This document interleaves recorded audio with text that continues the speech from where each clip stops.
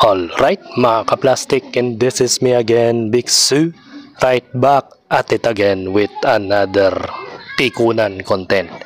At panoorin natin kung anong nangyari dito kay Damsa sa pag-freestyle niya sa kalaban niyang rapper din at biglang nanapak.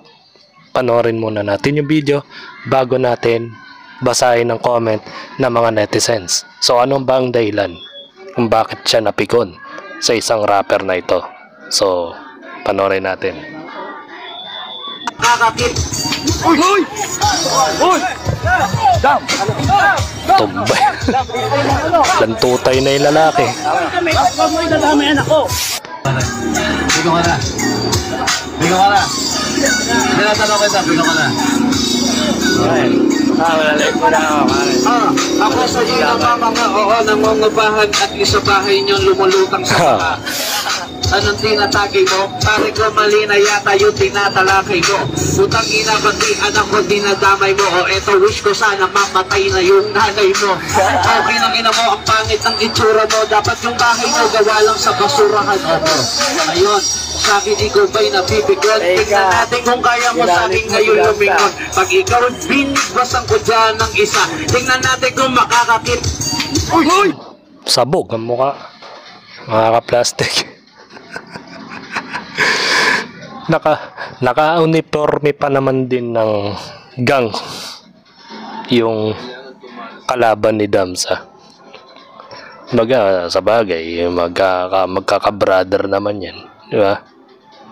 Ang dahilan pala mga ka-plastic, dinamay pala niya itong rapper na nakapula. Hindi kilalang rapper yan, na yung anak niya dinis niya dun, anak ni Damsa mismo. Siyempre parang below the belt na para sa kanya yon, dahil alam mo na, usapang freestyle rap lang naman, battle lang, magbaboyan lang ng pagkatao pero wag lang pamilya. Kaya bumawi si Damsa mga ka-plastic. So anong nangyari? Panoorin pa natin ang resulta. Uy! Lantutay.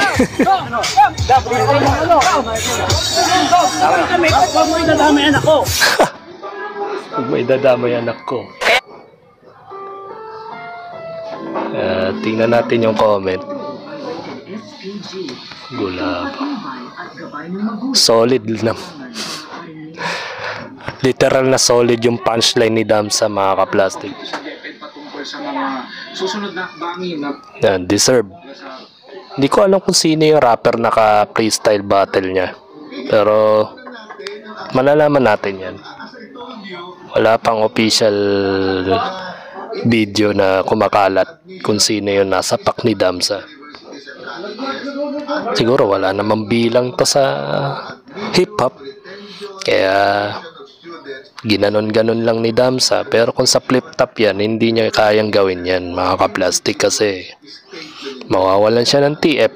Pangalawa, mababan na siya sa flip top pag nanapak siya ng MC doon, diba? Ano pa tayo ng ibang content na regards dyan? Walang comment na matino eh. Emotional damage. Full video. At least itong mga meron pang senior high. Yung mga ibang state universities, kagaya ng mga ako ang chairman, 2 years, 3 years ago, give up na namin ang senior high class. Ayan. Alam ni Jericho Ortiz. Walang pinag-uusap problema. Oh, Skeptron yan mga ka-plastic. Dapat sa mga pikon di pinapasali sa ganyan. Depende kasi kung anong klaseng freestyle rap ang ginawa ng nakapulang rapper. Kaya hindi natin alam kung bakit nasaktan si Damsa sa pangyayari. Kaya maganda talaga may full video eh. Huwag natin husgahan si Damsa agad-agad. So, tingnan natin all comments. samahan niyo kami ulit bukas para sa mga Alam mo naman si Damsa eh, MMA fighter din yan. At marami na rin nakaaway na MC yan. Panoorin natin ulit yung video.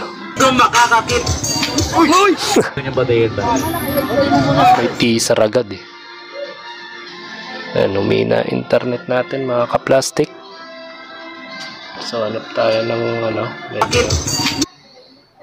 Uy! Uy! Nagtutay ang skip.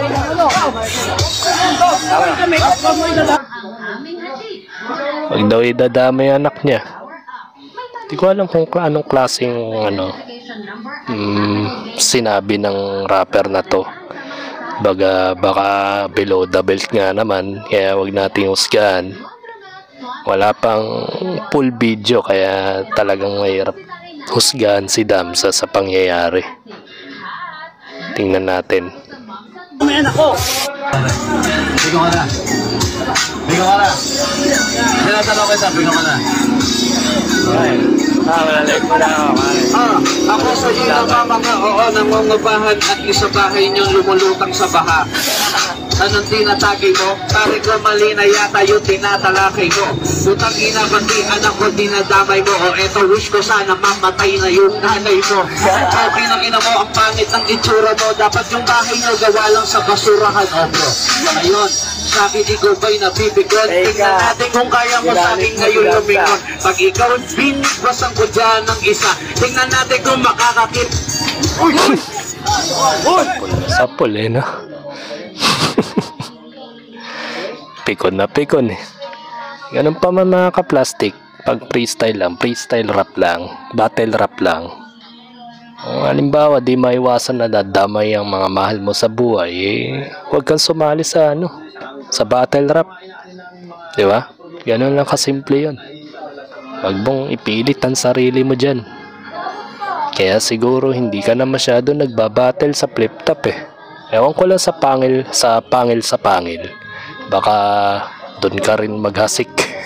Marami ka rin mga nakakasagutan din na MC doon.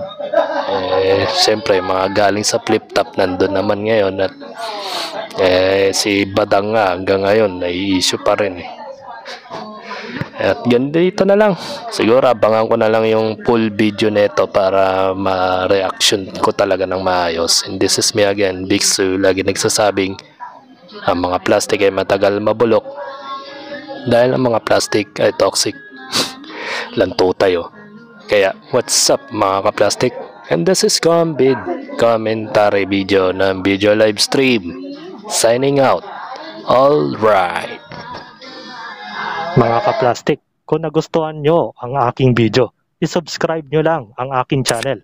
At the same time, i-hit nyo rin ang notification bell at yung all para ma-notify kayo sa aking susunod ko pang video sa aking YouTube channel. Maraming salamat po mga ka-plastic.